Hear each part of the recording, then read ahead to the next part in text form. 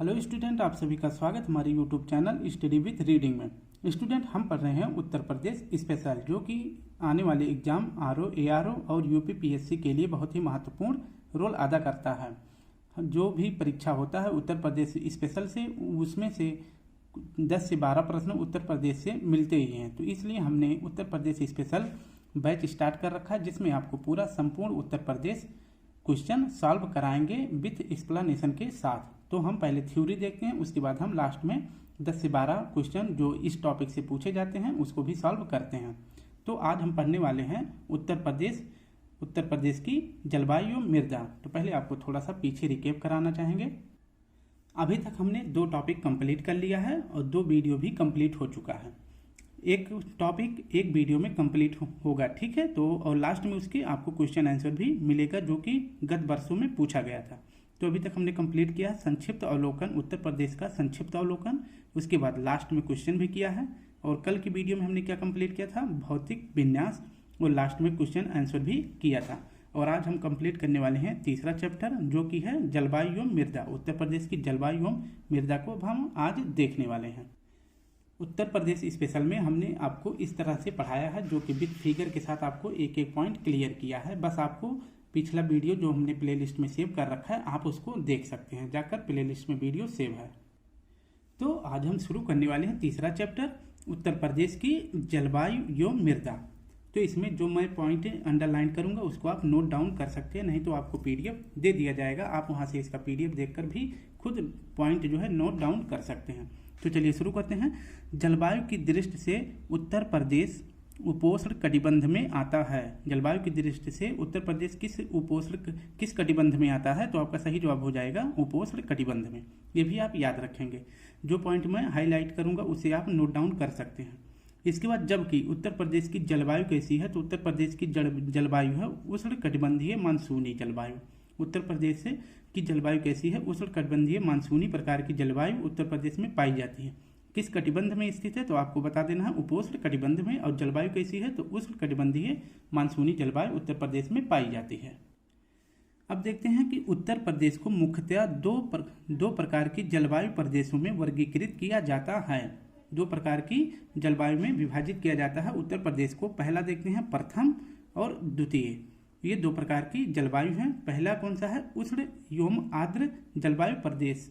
उष्ण एवं आर्द्र जलवायु प्रदेश, इसको भी जो है 2 भागों में बांटा गया है। पहला भाग हो जाता है इसका तराई प्रदेश एवं तराई प्रदेश वार्षिक वर्षा औसत। जो तराई प्रदेश है उसका वार्षिक वर्षा औसत कितना है? तो 120 से 180 सेंटीमीटर।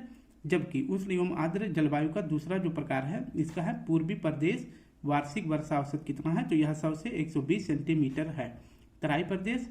और इसके बाद पूर्वी प्रदेश आपको हमने पिछली वीडियो में अच्छे से एक्सप्लेन कर दिया था, आप उसको देखेंगे तो आपको क्लियर हो जाएगा कि तराई प्रदेश किसे कहते हैं और उसका पूर्वी प्रदेश किसे कहते हैं। हम आपको अगर फिगर से समझाना चाहें तो आपको हम थोड़ा सा समझा देते हैं अभी। जैसे आप मान लो ये उत्तर प्रदेश का मैप हो जाता है, छोटा सा बनाएंगे जिससे आपको क्लियर पॉइंट हो जाएगा, ठीक है। ये उत्तर प्रदेश का छोटा सा मैप है।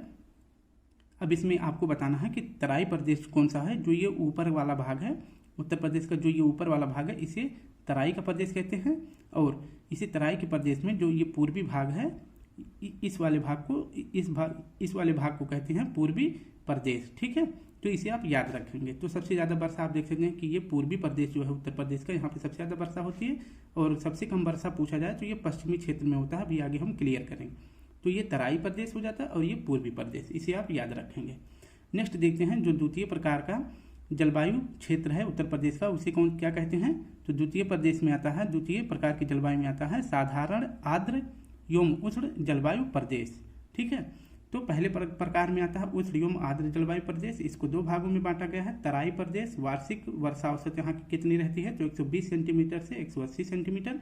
जबकि दूसरे प्रकार में पूर्वी प्रदेश वार्षिक वर्षा कितना रहता है? तो यहाँ पे रहता है औसत वर्षा 100 सेंटीमीटर से 120 सेंटीमीटर।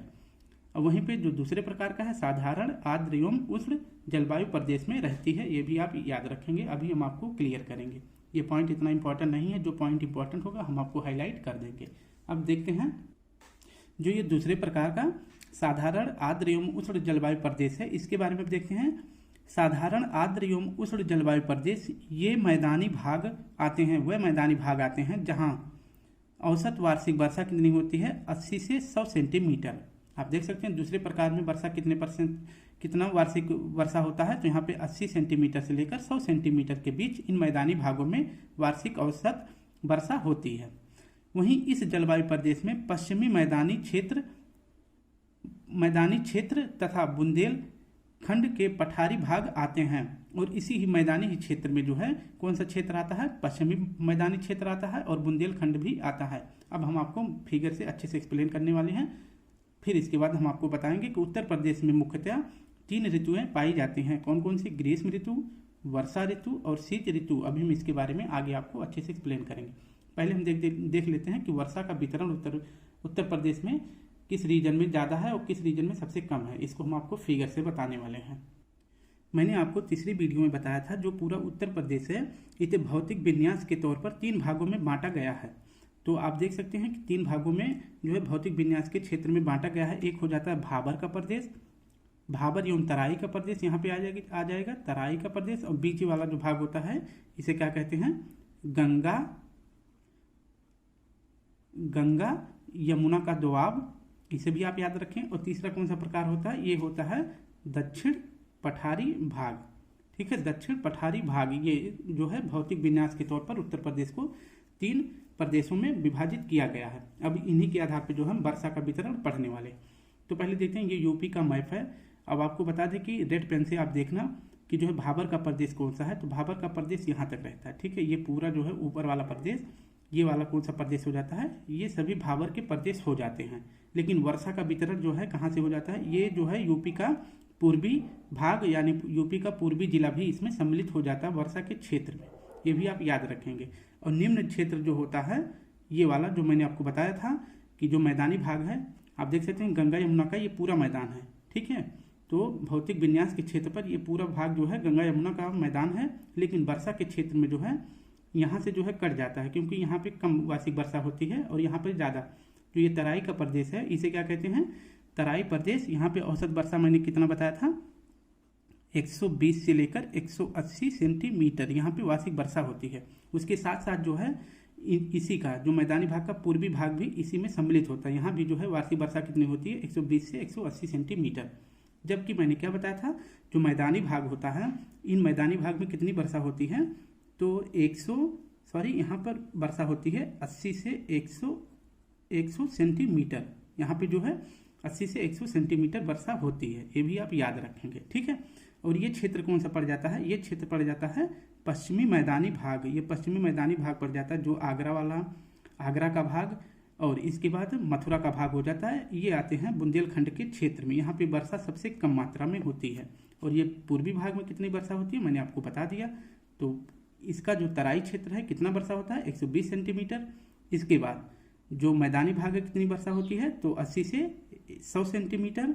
और इसका जो है पूर्वी प्रदेश जो है कितना वर्षा होता है, पूर्वी प्रदेश में हो जाता है 100 से 120 सेंटीमीटर। ये भी आप याद रखेंगे। अब आपको एक बार फिर से पीछे दिखा दें, रिवाइज करा दें। मैंने क्या बताया, पूर्वी प्रदेश में कितना होता है 100 से 120 सेंटीमीटर, और तराई प्रदेश में 120 से 180 सेंटीमीटर, और जो मैदानी भाग है वहाँ पे कितना होता है 80 से 100 सेंटीमीटर। ये आपको क्लियर हो गया होगा। अभी आप क्वेश्चन इससे नहीं बनता है, सभी इतना पूछ सकता है कि किस क्षेत्र में कितना सेंटीमीटर वर्षा होता है। तो तराई क्षेत्र में 120 सेंटीमीटर, जो मैदानी भाग का पूर्वी भाग है उसमें 100 से 120 सेंटीमीटर, और जो पश्चिमी भाग है मैदानी भाग का जो पश्चिमी भाग है यहाँ पे कितना होता है, तो 80 से 100 सेंटीमीटर वर्षा होती है। अब हम आपको और अच्छे से बताने वाले हैं क्वेश्चन कैसे बनता है। अब देखते हैं कि उत्तर प्रदेश में मुख्यतः 3 ऋतुएं पाई जाती हैं। मैंने आपको बताया ग्रीष्म ऋतु, वर्षा ऋतु, शीत ऋतु। ये क्लियर करें। तो सूर्य के उत्तरायण होने के साथ ही भारत सहित उत्तर प्रदेश में ग्रीष्म ऋतु का आगमन या शुरुआत हो जाता है। जब सूर्य उत्तरायण होता है मतलब कर्क रेखा के ऊपर आने लगता है, तो सूर्य जो है उत्तरायण हो जाता है भूमध्य रेखा से। जैसे जैसे ये आपको पृथ्वी है, ठीक है, ये आपका पृथ्वी है, ये बीच का भूमध्य रेखा, उसके नीचे मकर रेखा, यहाँ पे कर्क रेखा, ऊपर कर्क रेखा। सूर्य जो है भूमध्य रेखा से जैसे जैसे ऊपर जाने लगता है मतलब कर्क रेखा की तरफ, ये कर्क रेखा हो जाता है और जैसे भूमध्य रेखा से कर्क रेखा की तरफ जाता है तो आपका भारत जो है उत्तरी गोलार्ध में स्थित है, आपको याद ही होगा। मैंने वीडियो इसका जो है भारत का भूगोल भी टॉपिक स्टार्ट कर रखा, आप वहाँ भी इसको अच्छे से समझ सकते हैं। तो सूर्य के उत्तरायण होने के साथ साथ भारत सहित उत्तर प्रदेश में ग्रीष्म ऋतु की शुरुआत हो जाती है। ठीक है, अब देखते हैं ग्रीष्म ऋतु मध्य मार्च महीने से जून मध्य तक होती है। ग्रीष्म ऋतु उत्तर प्रदेश में किस महीने से शुरू हो जाता है? तो मध्य मार्च से शुरू होता है और जून मध्य तक यह चलता है। प्रदेश में ग्रीष्म ऋतु के समय औसत अधिकतम तापमान कितना होता है? तो औसत जो है ग्रीष्म ऋतु की औसत अधिकतम तापमान होता है 36 से 39 डिग्री सेल्सियस तक, और न्यूनतम औसत तापमान कितना रहता है? तो यह रहता है 21 से 23 डिग्री सेल्सियस के मध्य रहता है। प्रदेश के कुछ स्थानों पर जो है तापमान कितना रहता है? तो 47 डिग्री तक यह तापमान पाया जाता है। अभी कहाँ पर कितना तापमान पाया जाता है इसको हम देखेंगे, और कहाँ पे कितनी बारिश होती है ये क्वेश्चन के तौर पे आपको रिवाइज कराएंगे। इसी तरह अब देखते हैं इसी ऋतु में उच्च तापमान वाली पश्चिमी हवाएं चलती हैं। इन्हीं गर्मी के मौसम में उच्च तापमान वाली पश्चिमी हवाएं चलती है। इन गर्म हवाओं को स्थानीय भाषा में क्या कहा जाता है? लू कहा जाता है। आपको पता है कि गर्मी में उत्तर भारत में स्पेशली उत्तर प्रदेश में जो है गर्म हवा चलती है, और इसी गर्म हवा को क्या कहते हैं? लू कहते हैं। ठीक है, याद रखेंगे, जो कि मई जून में चलती है बहुत ज़्यादा तेज, जो है मई जून में बहुत ज़्यादा तेजी से लू चलता है, और ये गर्म पश्चिमी हवाएं होती हैं। प्रदेश के झांसी एवं आगरा जिले में सर्वाधिक गर्मी पड़ती है। मैंने बताया था कि सबसे ज़्यादा गर्मी कहाँ पड़ती है? आगरा एवं झांसी में, जबकि बरेली जिले में सबसे कम गर्मी पड़ती है। आगरा एवं झांसी जो है ये पठारी क्षेत्र में स्थित है। जो उत्तर प्रदेश का मैप है, जो सबसे ज़्यादा जो पठारी क्षेत्र है उत्तर प्रदेश का, ये आपका ललितपुर वाला हिस्सा हो जाता है, और ये आपका सोनभद्र हो जाएगा। इसके बाद ये ऊपर वाला पूरा उत्तर प्रदेश हो जाता है। तो यहाँ पे जो क्षेत्र पड़ता है इस रीजन में, यहाँ पे सबसे ज़्यादा गर्मी पड़ती है। तो इस रीजन में झांसी और आगरा स्थित है। तो सबसे ज़्यादा गर्मी झांसी और आगरा में पड़ती है, जबकि बरेली जिले में सबसे कम गर्मी पड़ती है। नेक्स्ट पॉइंट देखते हैं। प्रदेश में वर्षा ऋतु जून के अंतिम सप्ताह से प्रारंभ होकर सितंबर के अंतिम सप्ताह तक रहती है। अब प्रदेश में वर्षा ऋतु क्या कार्यकाल देखते हैं। तो प्रदेश में वर्षा ऋतु जून के अंतिम सप्ताह से प्रारंभ हो जाता है, और कब तक चलता है? तो सितंबर के अंतिम सप्ताह तक चलता है। इसे आप याद रखेंगे। तो पहले गर्मी के बारे में पढ़ा, अब हम वर्षा के बारे में पढ़ने वाले हैं। उत्तर प्रदेश की अधिकतम वर्षा कहाँ होती है? दक्षिण पश्चिमी मानसून से होती है। उत्तर प्रदेश की अधिकांश वर्षा दक्षिण, इसको मैं सर्कल कर रहा हूँ, इसे ये पॉइंट बहुत इंपॉर्टेंट है, इसे आप याद कर लेंगे कि उत्तर प्रदेश में अधिकांश वर्षा किस क्षेत्र से होती है? तो दक्षिण पश्चिमी मानसून से होती है। प्रदेश की कुल वार्षिक वर्षा का 83% भाग मानसूनी वर्षा से ही प्राप्त होता है। प्रदेश का उत्तर प्रदेश का 83% भाग जो है किस वर्षा से प्राप्त होता है? तो दक्षिण पश्चिमी मानसून से ही प्राप्त होता है। नेक्स्ट देखते हैं, प्रदेश का सर्वाधिक वर्षा वाला जिला कौन सा है? तो मैंने बताया था कि जो पूर्वी प्रदेश है, पूर्वी जिला है उत्तर प्रदेश का, वहाँ पे सबसे ज़्यादा वर्षा होती है, याद रखेंगे। और कौन सा वह जिला है? तो गोरखपुर का वह जिला है। दक्षिण पश्चिम मानसून कहाँ से उठती है? आपको पता ही होगा कि दक्षिण पश्चिम मानसून केरल से उठती है। इसके बाद आपका बंगाल की खाड़ी में पश्चिम बंगाल, मेघालय यहाँ से होते हुए, बिहार से होते हुए, इसके बाद उत्तर प्रदेश में प्रवेश करता है। मतलब आपको फिगर से बताएं तो ये आपका भारत का मैप है, ठीक है, दक्षिण पश्चिम वाला, और ये आपका हो जाता है ऐसे रफली देखें, क्योंकि टाइम ज़्यादा इतना नहीं है कि हम अच्छे से अभी मैप जो है बना सके। ये आपका मानो ये आपका भारत है, ठीक है। तो दक्षिण पश्चिम मानसून का मतलब यहाँ से मानसून जो है, मानसून बादल लेके हवाएं उठती हैं, फिर इसके बाद ये हवाएं जो है बंगाल की खाड़ी से जो है वर्षा ग्रहण करती हैं और ऐसे ले जाकर ऐसे प्रवेश करती हैं उत्तर प्रदेश में। तो उत्तर प्रदेश का ये वाला एरिया जो पड़ जाता है, ये गोरखपुर में सबसे पहले वर्षा करती है। तो सबसे ज़्यादा वर्षा उत्तर प्रदेश में किस क्षेत्र में होती है? तो गोरखपुर में होती है, ठीक है। वार्षिक वर्षा यहाँ पे कितनी होती है? तो 184.7 सेंटीमीटर यहाँ पे वर्षा होती है, जबकि सबसे कम वर्षा वाला जिला कौन सा है? तो यह मथुरा है। जब यहाँ से हवाएं जो है वाष्प के साथ वर्षा लेकर आगे बढ़ती हैं, तो जो सबसे पिछला भाग पड़ता है उत्तर प्रदेश का, वहाँ तक जाते जाते जो है इनमें वर्षा की मात्रा सबसे कम हो जाती है। तो सबसे पीछे कौन सा जिला पड़ जाता है यहाँ पे? तो उत्तर प्रदेश का मथुरा, आगरा, ये सब, अलीगढ़, यहाँ पे जो है वर्षा कम होती है। तो सबसे कम वर्षा कहाँ पर होती है? मथुरा में। यहाँ पे औसत वर्षा कितनी होती है? 54.4% यहाँ पे सबसे कम वर्षा होती है, ठीक है। अब देखते हैं उत्तर प्रदेश में शीत ऋतु का आगमन कब होता है? तो शीत ऋतु का आगमन होता है अक्टूबर महीने में और फरवरी के अंत तक शीत ऋतु रहता है। अब मैंने आपको सबसे पहले क्या पढ़ाया था? ग्रीष्म ऋतु के बारे में। इसका आगमन मध्य मार्च से लेकर मध्य जून तक रहता है। उसके बाद मैंने पढ़ाया आपको वर्षा ऋतु का आगमन कब होता है? तो जून के अंतिम सप्ताह से लेकर सितंबर के अंतिम सप्ताह तक। अब हम पढ़ने वाले हैं प्रदेश में ऋतु, जो शीत ऋतु है मतलब ठंड का मौसम, ये इसका आगमन कब होता है? तो इसका आगमन होता है अक्टूबर महीने में और कब तक रहता है? तो फरवरी के अंत तक प्रदेश में ठंड रहती है। अब देखते हैं कि प्रदेश में सर्वाधिक ठंड जो है किस माह में पड़ती है? तो सबसे ज़्यादा ठंड पड़ती है फरवरी माह में। शीत ऋतु में तापमान की दिशा क्या होती है? तो शीत ऋतु में तापमान की दिशा होता है, इसको अच्छे से समझना, मैं आपको क्लियर कर दूंगा। तो शीत ऋतु में तापमान की दिशा क्या होती है? दक्षिण से उत्तर।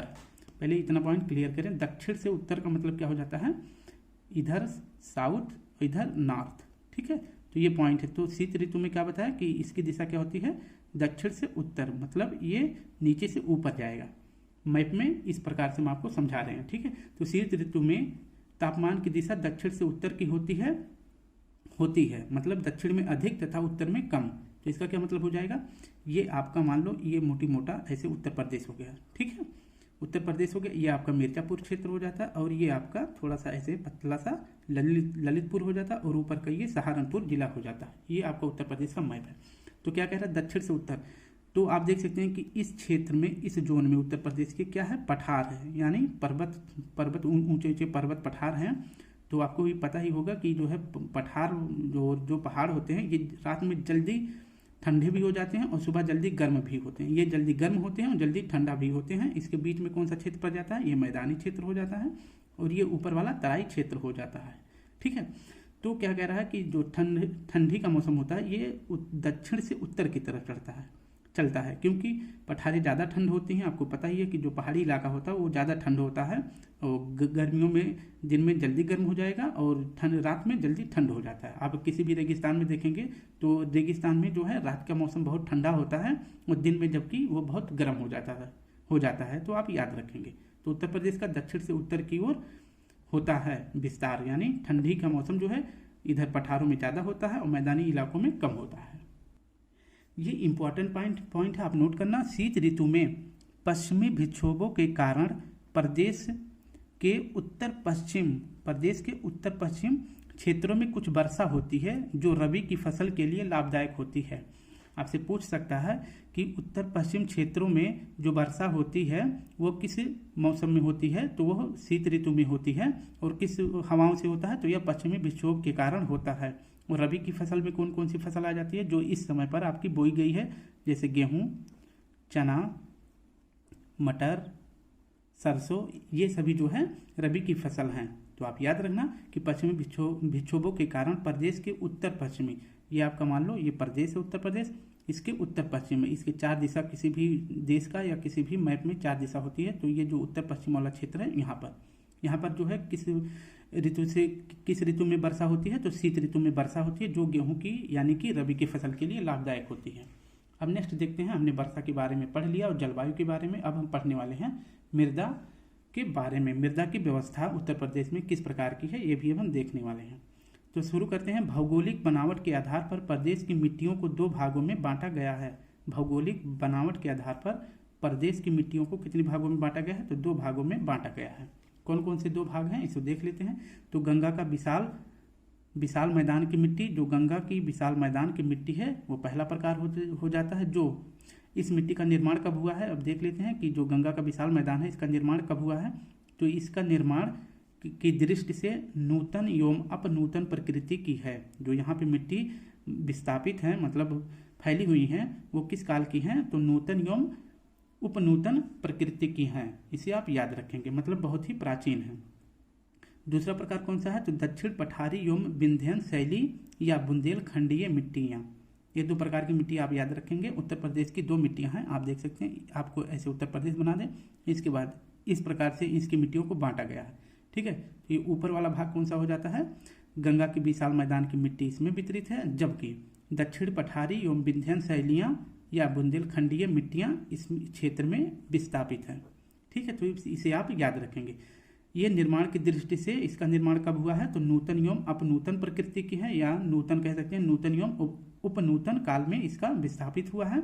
जबकि दक्षिण की जो पठारी मिट्टियां हैं, निर्माण की दृष्टि से ये मिट्टियां अति प्राचीन एवं रवेदार हैं। मैंने आपको कल की वीडियो में बताया था कि जो ये उत्तर प्रदेश का दक्षिणी भाग है, यह प्रायद्वीपीय भारत का उत्तरी भाग है, तो यहाँ पे जो है काली मिट्टी का ज़्यादा विस्तार पाया जाता है, इसलिए ये मिट्टियाँ उत्तर के मैदान से ज़्यादा पुरानी है। तो सबसे ज़्यादा पुरानी कौन सी मिट्टियाँ हैं, तो ये जो दक्षिण का पठार है ये सबसे ज़्यादा पुरानी है। जबकि नवीनतम मिट्टियाँ कौन सी हैं, तो ये जो गंगा का विशाल मैदान में है ये नवीनतम मिट्टियाँ हैं। अब याद करते हैं, आगे देखते हैं। गंगा के मैदानी मृदा को बनावट के आधार पर 2 उपभागों में विभाजित किया गया है। अब ऊपर वाला जो भाग है इसको 2 भागों में विभाजित किया गया है।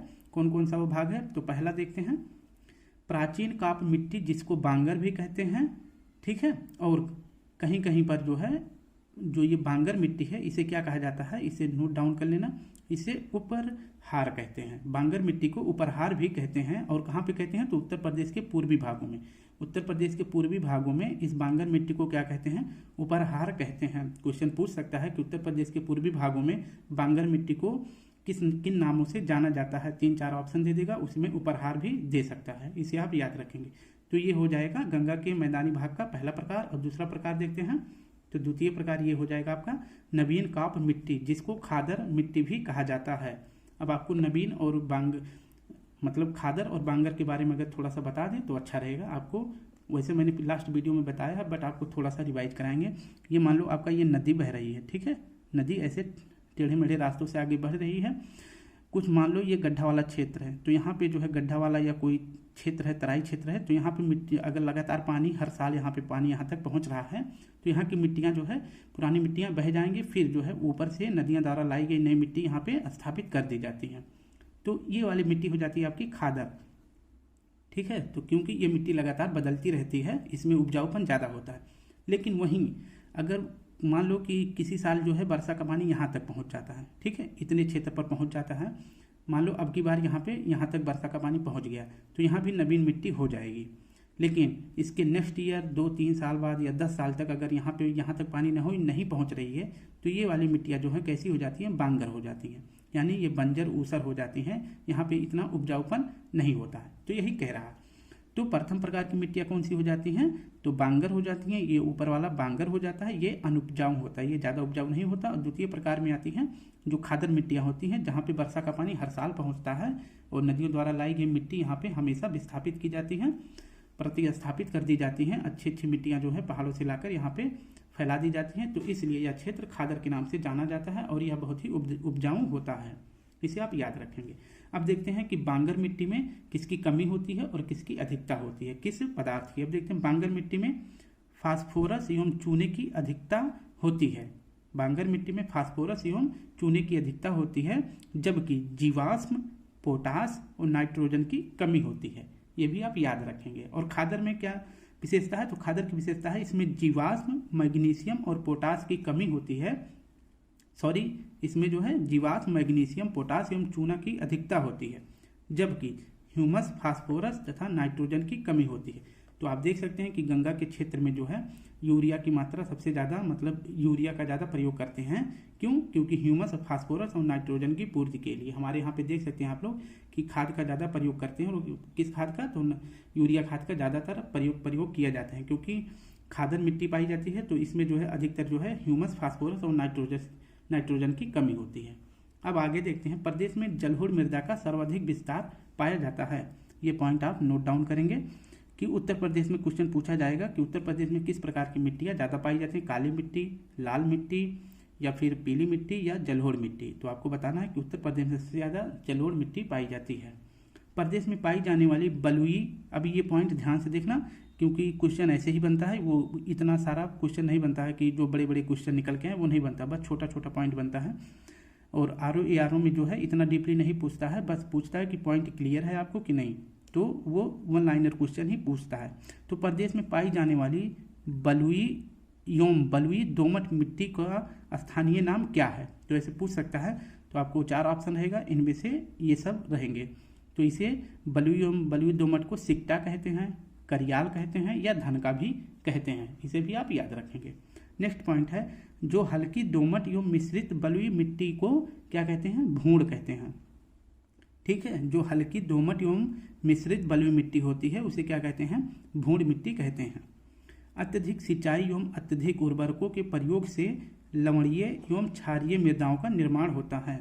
जब अगर आप खेतों में अधिकतर पानी डाल दिया करेंगे आवश्यकता से ज़्यादा, तो भी मिट्टियाँ क्या हो जाती हैं? तो मिट्टियाँ लवणीय हो जाती हैं और क्षारीय भी हो जाती हैं। तो इस प्रकार से कहा जाए कि अत्यधिक सिंचाई और अत्यधिक उर्वरक का प्रयोग नहीं करना चाहिए खेतों में। उसको जो है कभी कभी बंजर भी मतलब सूख देना चाहिए, यानी कि आप कह सकते हैं कि उसे हर साल जो है 12 महीना में 1-2 महीने उसे जो है खेत को खाली कर देना चाहिए और खाद का भी अधिक प्रयोग नहीं करना चाहिए। स्टूडेंट, आज के क्वेश्चन जो है कॉन्सेप्चुअल है, तो इसलिए आपको जो है ज़्यादा फिगर की आवश्यकता नहीं पड़ेगी, क्योंकि जो है लिखा हुआ इसमें ज़्यादा आपको याद रखना है। इसलिए हम जो है अब की बार लिखा हुआ ज़्यादा यूज कर रहे हैं, क्योंकि क्वेश्चन इसी से बनेगा। इसमें जो है फिगर का नीड नहीं है। जब फिगर की नीड होगी तो हम फिगर से भी समझा देंगे। तो प्रदेश की ऊसर भूमि को क्या कहते हैं? जो प्रदेश का ऊसर भूमि है, यानी आप कह सकते हैं जो बांगर वाला क्षेत्र होता है उसे क्या कहते हैं? उसे रेह, कल्हर या बंजर आदि नामों से भी जाना जाता है। जो ऊसर वाली भूमि होती है उसे क्या कहते हैं? रेह, कल्हर, बंजर। अब मरुस्थलीय मृदा देखते हैं। प्रदेश के कुछ पश्चिमी भागों में जैसे मथुरा, आगरा, अलीगढ़ में जो है मरुस्थलीय मृदा पाई जाती है, जो कि मृदा अपरदन के कारण निर्मित है। आप देख सकते हैं जो पश्चिमी भाग में जो है ये क्षेत्र जो है मथुरा, आगरा, अलीगढ़ ये सभी जो है राजस्थान से सटे हुए हैं, जिसके कारण जो है और वहाँ पे वर्षा भी कम होती है, तो मिट्टियाँ जो है धीरे धीरे मरुस्थल में बदल जाती हैं। तो आप याद रख सकते हैं कि पूछा जाए कि मरुस्थलीय मृदा का विस्तार किस जिले में है, तो मथुरा, आगरा, अलीगढ़ इन क्षेत्रों में पाया जाता है। और मृदा किस प्रकार की पाई जाती है? तो मृदा का जो यहाँ पे मरुस्थलीय मृदा पाई जाती है वो मृदा अपरदन का ही अपरूप है। नेक्स्ट पॉइंट है बुंदेलखंडीय क्षेत्र। बुंदेलखंडीय क्षेत्र मैंने आपको बताया था, जो यूपी का दक्षिण पश्चिमी क्षेत्र है। ठीक है, थोड़ा सा एक छोटा सा बिल्कुल छोटा सा फिगर आपको बना के बता दें। ये आपका मान लो उत्तर प्रदेश है, जो ये वाला पॉइंट है। ठीक है, ललितपुर वाला, झांसी, आगरा, मथुरा ये वाला जो क्षेत्र है इसे कहते हैं, ये जो है किसके अंतर्गत आता है? तो बुंदेलखंडीय क्षेत्र में आता है। तो बुंदेलखंडीय क्षेत्र दक्षिणी पठारी भाग में काली मृदा, जिसे रेगुर भी कहते हैं, पाई जाती है। तो इन बुंदेलखंडीय क्षेत्र में कौन सी मृदा पाई जाती है? काली मृदा पाई जाती है, जिसे रेगुर मृदा भी कहते हैं। इस मिट्टी का विस्तार किस जिले में है? तो झांसी में है, ललितपुर एवं हमीरपुर जिले में पाया जाता है। तो झांसी, हमीरपुर, ललितपुर जिले में काली मिट्टी पाई जाती है, जिसे रेगुर मिट्टी भी कहते हैं। नेक्स्ट पॉइंट है लाल मिट्टी। प्रदेश के मिर्जापुर, सोनभद्र जिलों में लाल मिट्टी पाई जाती है। लाल मिट्टी का निर्माण होता है कि अत्यधिक वर्षा जब होती है तो मिट्टी का बहाव जो है लवणीय हो जाता है, तो लवणीय मृदा से ही लाल मिट्टी का निर्माण होता है। अब जो है मिर्जापुर और सोनभद्र की स्थिति क्या है मैप में, तो आप देखेंगे मैप में, तो आपको जो ये वाला पूर्वी मतलब दक्षिण पूर्वी क्षेत्र में जो है मिर्जापुर, सोनभद्र जिले पाए जाते हैं। तो इन्हीं क्षेत्रों में जो है लाल मृदा पाई जाती है। इसकी विशेषता क्या है? तो इस मिट्टी का निर्माण बालुमय लाल शैलों के अपक्षयन से हुआ है, मैंने आपको बताया है। इसमें जो है जीवाश्म, चूना, फास्फोरस एवं नाइट्रोजन की कमी पाई जाती है। लाल मिट्टी में गेहूं, चना, दाल आदि फसलें उगाई जाती हैं। सिर्फ ये क्वेश्चन पूछ सकता है कि लाल मिट्टी का विस्तार किस जिले में है यूपी के, ये आप याद रखेंगे। राकड़ मिट्टी की मतलब इसकी विशेषता क्या है? तो राकड़ मिट्टी प्रदेश के दक्षिणी पर्वतीय एवं पठारी भागों में पाई जाती है। तो राकड़ मिट्टी कहाँ पाई जाती है? जो उत्तर प्रदेश का ये मैप है, जो इसका दक्षिणी भाग है, उत्तर प्रदेश का जो दक्षिणी भाग है यहाँ पर जो है राकड़ मिट्टी पाई जाती है, इसे आप याद रखेंगे। भाट मिट्टी कहाँ पाई जाती है? तो प्रदेश में पूर्वी क्षेत्र जैसे कि कुशीनगर में इसकी बहुतायत में यह मिलता है। भाट मिट्टी जो है कुशीनगर, यानी कि जो ये प्रदेश का जो ये ऊपरी वाला भाग है, ये वाला भाग, ठीक है, गोरखपुर के पास कुशीनगर है, तो भाट मिट्टी कहाँ पाई जाती है? कुशीनगर क्षेत्र में अधिक पाई जाती है। नेक्स्ट है पड़वा मिट्टी। ये पड़वा मिट्टी कहाँ पाई जाती है? तो प्रदेश के हमीरपुर, जालौन में पाई जाती है, ये भी आप याद रखेंगे। जल प्लावित, थोड़ा सा और बचा है, बस 5 मिनट की वीडियो।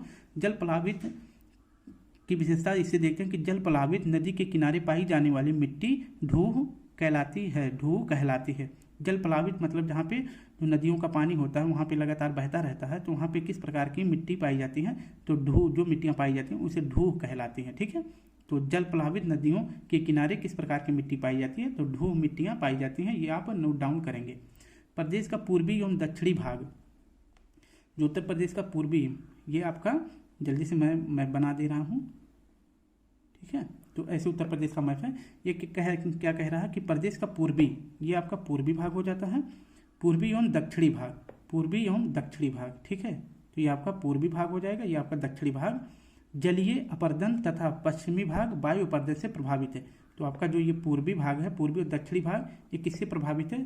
तो ये जलीय भाग से, क्योंकि मैंने बताया था कि मानसून जो है वर्षा अपना बंगाल की खाड़ी से होते हुए गोरखपुर क्षेत्र में प्रवेश करती है, और यहाँ पे जो है दक्षिण का पठारी भाग पर, जो भारत के दक्षिण के पठारी भाग में नदियाँ स्थित हैं, तो नदियाँ अपना जो है मार्ग ऐसे लेकर आती हैं, मतलब दक्षिण से उत्तर की तरफ बहती हैं। तो इन्हीं जो है दक्षिण के पठारी भागों में बहाव करती हैं, तो ये प्रभावित होता है, ये भी जल से प्रभावित हो जाता है, और ये भी। तो दक्षिण और पूर्वी क्षेत्र जो है किससे प्रभावित होते हैं? तो जलीय पर्दन से प्रभावित हों, जबकि जो पश्चिमी भाग है, मैंने आपको बताया था कि यहाँ तक वर्षा नहीं पहुँचती है और नदियाँ जो है इधर बहती हैं। तो ये क्षेत्र जो है राजस्थान से सटा होने के कारण ये किससे प्रभावित होता है? तो यहाँ पे जो है हमेशा निरंतर वायु चलती रहती है। तो पश्चिमी भाग किससे प्रभावित होता है? वायु अपर्दन से। प्रदेश का इटावा जिला किससे प्रभावित है? तो अवनलिका अपर्दन से सबसे ज़्यादा प्रभावित जिला कौन सा है? तो इटावा जिला प्रभावित है। अवनलिका का मतलब होता है कि जो पानी से बह बह कर गड्ढा बन जाता है। इटावा जो यमुना नदी के किनारे स्थित है, इस कारण जो है यहाँ पे अवनलिका अपर्दन सबसे ज़्यादा प्रभावित करता है। किसान की मौत किसे कहा जाता है? तो इसके बारे में आपको बता दें, किसान की मौत कहा जाने वाला परत अपर्दन समतल खेतों में बहुत सूक्ष्म तरीके से होता है। मान लो ये आपका एक खेत है, ठीक है, ये आपका खेत है, इसमें जो है बारीक बारीक मिट्टियाँ पाई जाती हैं, और इन्हीं मिट्टियों के जो है हवा से यानी वायु अपर्दन से धीरे धीरे ये मिट्टियाँ उड़ के जो है किसी दूसरे स्थान पर जाकर बैठ जाती हैं। तो यहाँ पे जो है ऊपर की उपजाऊ मिट्टी जो है यहाँ पर आ गई, और नीचे जो है ऊसर मिट्टी रह जाती है। तो इसलिए जो है किसानों को इसमें अधिक खाद, सिंचाई और उर्वरक पदार्थों को डालना पड़ता है। तो इसलिए किसानों का खर्चा ज़्यादा लगता है, इसलिए इसे क्या कहा जाता है? किसानों की मौत। देखिए आप क्लियर हो जाएगा। कहा जाने वाला परत अपर्दन, यानी कि परत दर परत वायु अपर्दन से उड़ जाती हैं जो उपजाऊ मिट्टियाँ होती हैं समतल खेतों में, ठीक है। तो यहाँ से उड़ के इस खेत में चली गई, इसे आप याद रखेंगे। और ये बहुत सूक्ष्म तरीका है, मतलब अपर्दन का ये बहुत सूक्ष्म तरीका है। ऐसा नहीं है कि पानी आया एक झटके में पूरा बहा ले गया, नहीं, ये वायु जो है धीरे धीरे चलती है और धीरे धीरे उपजाऊ मिट्टियाँ बह जाती हैं। अब इस टॉपिक से जो गत वर्षों में एग्जाम में क्वेश्चन पूछा गया था यूपी स्पेशल में, उसके बारे में आपको बता देते हैं। तो किस मिट्टी की बुंदेलखंड में प्रमुखता है? मैंने आपको बताया था कि बुंदेलखंड जो पहाड़ी इलाका में है, और ये पहाड़ी इलाका किससे निर्मित है? तो काली मिट्टी से, क्योंकि जो है यहाँ ज्वालामुखी विस्तार अधिक मात्रा में पाया जाता था बहुत समय पहले, मतलब करोड़ों साल पहले। तो जाके जो है वही ज्वालामुखी का जब पठार धीरे धीरे लावा मिट्टी धीरे धीरे वर्षा धूप कण से रासायनिक क्रिया के माध्यम से जो है यही जो है लावा किस मिट्टी में बदल गया? काली मिट्टी में बदल गया, और जो कपास की खेती के लिए बहुत ही महत्वपूर्ण होता है। तो बुंदेलखंड में किस क्षेत्र का, किस मिट्टी का प्रमुखता पाया जाता है? तो काली मिट्टी का। उत्तर प्रदेश के भाबर क्षेत्र में किस प्रकार की मृदा पाई जाती है? भाबर क्षेत्र मैंने आपको बताया था, भाबर और तराई, जो उत्तर प्रदेश का ये मैप है, जो ये ऊपर वाला भाग होता है, इसे भाबर या तराई प्रदेश, भाबर और तराई प्रदेश कहते हैं। तो उत्तर प्रदेश के भाबर क्षेत्र में किस प्रकार की मृदा पाई जाती है? कंकरीली व पथरीली, ठीक, इसे आप याद रखें, क्योंकि जो है हिमालय पर्वत से जब नदियाँ बहकर आती हैं तो इस क्षेत्र में आगे जो है नदियों के शुरुआती दौर में, मतलब उत्तर प्रदेश के उत्तर पश्चिम में बड़े बड़े पत्थर स्थापित कर दिए जाते हैं, उसके बाद छोटे छोटे पत्थर स्थापित किए जाते हैं। तो ये क्षेत्र जो है भाबर कहलाता है, और ये क्षेत्र तराई प्रदेश कहलाता है। लास्ट वीडियो में आप देख सकते हैं, जो मैंने रिकॉर्ड करके अपलोड किया है। उत्तर प्रदेश में लाल मिट्टी मुख्यतः पाई जाती है, मैंने आपको बताया था, तो झांसीपुर में और मिर्जापुर से झांसी तक जो है इसका विस्तार पाया जाता है लाल मिट्टियों का। प्रमुख रूप से मिर्जापुर में पाया जाता है, ये आप याद रखेंगे। लवण प्रभावित मृदाएं मुख्यतः उत्तर प्रदेश के किन मंडलों में पाई जाती हैं? लवण प्रभावित यानी कि जब अब अधिक वर्षा, मतलब अधिक सिंचाई कर देते हैं या अधिक उर्वरकों का प्रयोग करते हैं, तो इस प्रकार की मिट्टी या फिर वायु अपर्दन से प्रभावित जो मिट्टियाँ होती हैं उन्हें लवण प्रभावित मृदाएं कहते हैं। तो उत्तर प्रदेश के किन मंडलों में यह मिट्टी पाई जाती है? तो आगरा और अलीगढ़ क्षेत्र में पाया जाता है। आगरा और अलीगढ़ का क्षेत्र कहाँ पर है? तो मैप में आपको ये आपका मैप बनेगा, तो ये इस क्षेत्र में, मतलब दक्षिण पश्चिम क्षेत्र में जो है आगरा और अलीगढ़ की स्थिति है, आप मैप में भी देख सकते हैं। उत्तर प्रदेश में सस्य जलवायु क्षेत्रों की संख्या कितनी है? तो क्वेश्चन डायरेक्ट पूछा गया है, तो आपको जैसे दे दिया जाएगा 4 ऑप्शन 10, 12, 9, 8, तो उत्तर प्रदेश में सस्य जलवायु की संख्या हो जाती है 9। तो स्टूडेंट ये टॉपिक हमारा कंप्लीट हो गया। कल हम पढ़ेंगे लेसन 4 आपका अभी तक 3 वीडियो कंप्लीट हो गया। बस आप सभी हमारे साथ सपोर्ट करते रहें। अगर वीडियो अच्छी लगे तो एक लाइक, एक शेयर, कमेंट जरूर करें। मैं जो है 30 दिन में यूपीएससी स्पेशल के सभी टॉपिक कंप्लीट करा दूंगा। फिर इसके बाद मैं क्वेश्चन कराऊंगा जो कि आपको एआरओ और आरओ में बहुत ही लाभदायक होगा। तो कल फिर मिलते हैं। आज के लिए आप सभी को प्यारा सा जय हिंद, जय भारत।